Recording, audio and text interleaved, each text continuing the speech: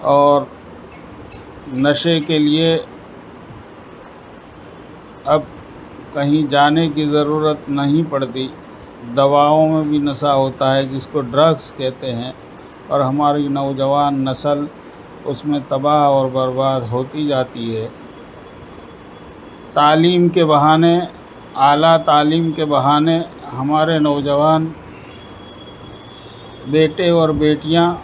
لڑکے اور لڑکیاں اپنے ماں باپ سے سارے خرچے منظور کرواتی ہیں اور اعلیٰ یونیورسٹیوں کالجوں میں داخلے کے لیے مجبور کرتی ہیں،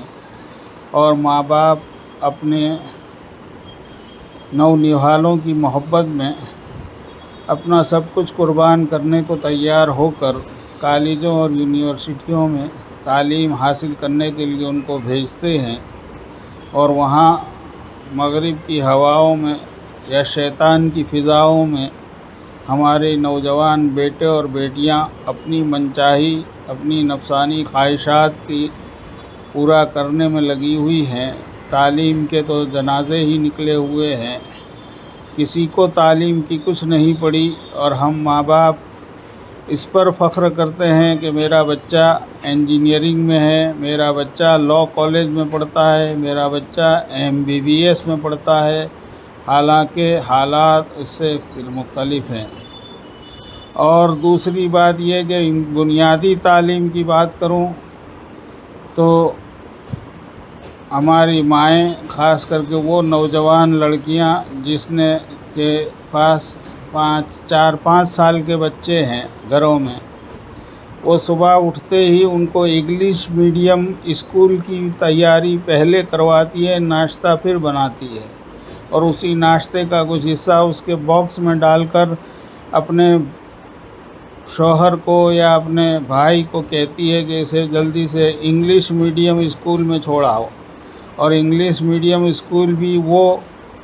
ایسی جگہ پر داخلے لیتے ہیں تاکہ وہ سماج میں، معاشرے میں ان کا اسٹیٹس بنے۔ پڑوس کی بچی نے اگر 7,000 والی فیس میں داخلہ لیا ہے تو یہ ہمارا گھر والی ہمیں اکساتی ہے کہ نہیں، ہم 12,000 والی فیس میں فلانی اسکول میں جائیں گے، جینت اسکول میں جائیں گے، ڈیسنٹ اسکول میں جائیں گے، سینٹ زیویئرس اسکول میں جائیں گے، اور زیادہ سے زیادہ فیس دے کر اپنے اسٹیٹس کو بڑھاوا دیتی ہے، اور 4-5 گھنٹے ہمارے بچوں کو ہم ایک غلط تہذیب کے حوالے کرتے ہیں۔ یہ اسلامی تہذیب کے خلاف والے مکتب ہیں، اسکولیں ہیں جو انگلش میڈیم میں آج کل چل رہا ہے۔ سرکاری اسکولوں میں بھی غلط تہذیب چل رہی ہے، اسلامی تہذیب کا کہیں نام و نشان نظر نہیں آتا، اور یہ سب کچھ ہم اپنے فخر اور اپنے اسٹیٹس کے لیے کر رہے ہیں۔ اسٹیٹس کی محبت میں ہم اتنے اندھے ہو گئے، مال اور جاہ کی محبت میں ہم اتنے اندھے ہو گئے کہ اپنی نسلوں کو ہم قربان کر دیتے ہیں، ان کو زہریلا انجیکشن، زہریلا ایجوکیشن دیتے ہیں، اور زہریلے ماحول میں ہم بھیج دیتے ہیں، اور چاہتے یہ ہیں کہ ہمیں اسٹیٹس مل جائے، ہمیں فخر مل جائے، ہمیں عزت مل جائے، اور بچے بڑے ہو کر وہ بھی اچھی وائٹ کالر جاب حاصل کر کے اچھی کمائی حاصل کریں، حالانکہ ملتا کچھ بھی نہیں ہے۔ اس لیے ضرورت اس بات کی ہے کہ ہمارے معاشرے میں ہر محلے میں ایک مسجد ہے، مسجد میں عالم دین مکتب پڑھا رہے ہیں، قرآن کی تعلیم ہو رہی ہے، قرآن کے حروف شناسی پہلے کی جاتی ہے، حروف تہجی سکھائے جاتے ہیں، پھر پارہ ام سکھایا جاتا ہے، اور پھر قرآن کو رواں پڑھنے کے لیے مشق کرائی جاتی ہے، تجوید کی مشق کرائی جاتی ہے۔ پھر جس کا ذوق اور شوق بڑھتا ہے، جس کی یادداشت اچھی ہوتی ہے، تو وہ عالم جو مکتب میں 4-5 ہزار 8,000 کی تنخواہ میں پڑھا رہا ہے، وہ والی کو بلا کر کہتا ہے کہ آپ کا بچہ ذہین ہے، اب اس کو قرآن حفظ کرائیے۔ والی اگر دیندار ہے تو اس پر راضی بھی ہو جاتا ہے، لیکن گھروں میں عورتیں پھر کہتی ہے کہ ہمیں دین بھی چاہیے، دنیا بھی چاہیے۔ یہ میرا تجربہ ہے۔ مجھ پر کئی فون تعلیمی سلسلے میں آتے ہیں کہ ایسا مکتب بتلائیے کہ جہاں حفظ کلاس بھی ہو اور میرے بچے کو صرف 2 یا 3 گھنٹے قرآن کی تعلیم میں لگے، اس کے بعد وہ اسکول میں جائے گا،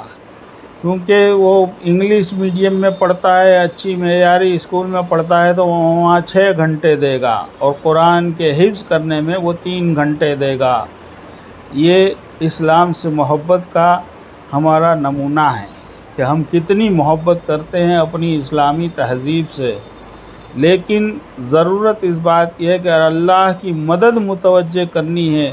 اور ظالموں کے ظلم سے ہمیں اپنی حفاظت کرنی ہے۔ ظالم حکمرانوں کی ظلمت سے اگر ہمیں آسانی حاصل کرنی ہے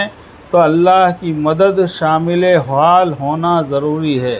اس لیے اللہ کی مدد کو اور اللہ کی رضا کو اور خوشنودی کو حاصل کرنا ہو تو قرآنی تعلیم کو ہمیں آگے بڑھانا ہوگا۔ اسی کے ساتھ ساتھ ہمیں اپنے بچوں کو طہارت، پاکیزگی، نماز، تلاوت، قرآن کی تعلیم، یہ سب میں آگے بڑھانا ہوگا تو خود بخود سکینہ، طمانینت یعنی چین اور سکون، سنتوش جس کو کہتے ہیں سیٹسفیکشن آف لائف، وہ خود بخود آئے گا۔ یہ اللہ کی طرف سے ہے۔ اللہ ہر چیز پر قادر ہے۔ اللہ جس کو چاہے غم دے دے، جس کو چاہے خوشگواری دے دے۔ اللہ نے اس کا وعدہ اللہ کے نبی نے کہا ہے کہ جو اپنے اللہ کی یاد میں گزارے گا وہ سکون حاصل کرے گا۔ اگر آپ کو انگلش میڈیم میں سکون ملتا ہے اور جو نوجوان انگلش میڈیم میں پڑھ کر آگے جا رہے ہیں وہ آخری اپنی جوانی اور آخری زندگی میں جب وہ کمانے لگتے ہیں، چاہے بیرونی ملک میں ہو چاہے یہاں پر ہو، تو وہ اپنے ماں باپ کو بوڑھا سمجھ کر اولڈ ایج ہوم میں بھیجنا پسند کرتے ہیں،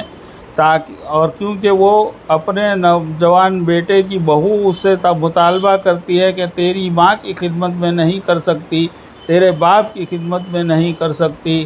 یہ جو فتنے اختلاف کے گھروں میں پیدا ہوئے ہیں، یہ سب اسی کی نحوست ہے۔ میں سچ کہتا ہوں، میں نے بزرگوں سے سنا ہے کہ گناہوں کی نحوست ہمیشہ اثر کرتی ہے۔ جیسے آگ کے قریب جاتے ہیں تو گرمی محسوس ہوتی ہے، اور بھلائی کی برکت اور طمانینت ہمیشہ اثر کرتی ہے۔ جیسے ہم کسی برف کی سل کے پاس کھڑے ہوتے ہیں تو اس کی ٹھنڈک ہمیں محسوس ہوتی ہے۔ اس لیے گناہوں سے بچ کر، اگر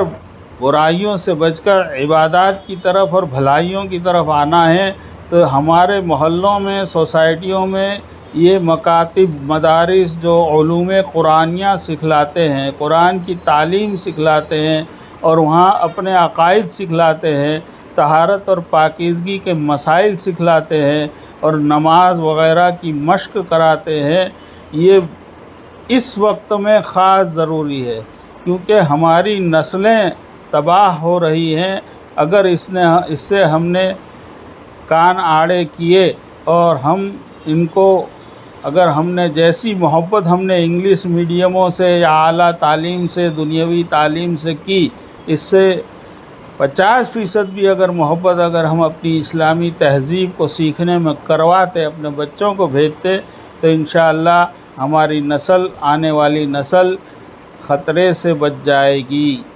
ہماری نسلوں پر رحم کھاؤ۔